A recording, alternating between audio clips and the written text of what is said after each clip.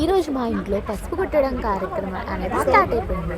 అంటే మనం ఇక్కడ నుంచి పెళ్లి పనులు అనేది స్టార్ట్ చేసుకోవచ్చు. ఈరోజు దంచిన పసుపుని పెళ్లి తలంబ్రాల్లోకి అండ్ పెళ్లి పనులకి యూజ్ చేస్తారు.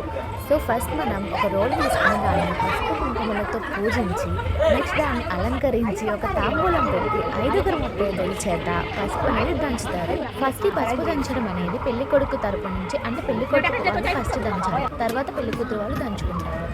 ఈ పసుపు కుమ్మల్ని బాగా పౌడర్ లాగా చేసేసి పెళ్లి పనులకు యూజ్ చేస్తారు.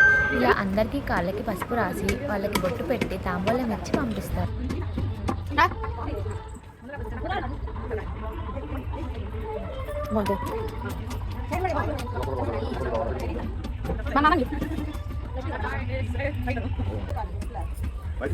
ఎవరు